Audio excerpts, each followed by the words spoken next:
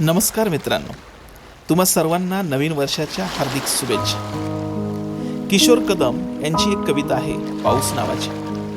त्यामधील एक कडवं फार महत्त्वाचं आहे। ते म्हणतात, दरवर्षी पाऊस येतो, दरवर्षी असं होतं, दरवर्षी पाऊस येतो, दरवर्षी असं होतं, पावसावरून भांडण होऊन लोकांमध्ये हसं होतं, पावसावरून भांडण होऊन लोकांमध्ये हसं होतं। मित्रांनो, नवीन वर्षाच्या संकल्पाबाबत आपलंही असंच होतं। दरवर्षी 1 तारखेला संकल्पांचा पाऊस येतो आणि जानेवारीच्या 10-15 तारखेपर्यंत तो विरूनही जातो।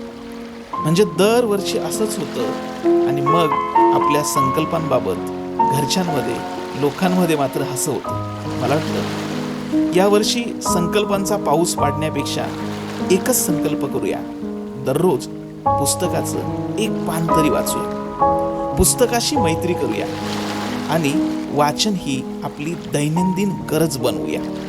एकदा पुस्तकांशी नातं जुळलं की मग मन आणि मेंदू समृद्ध होण्यास वेळ लागत नाही आणि एकदा मन आणि मेंदू समृद्ध झाले की सर्व गोष्टी आपोआप होतात। संकल्प करायची गरजच भासत नाही।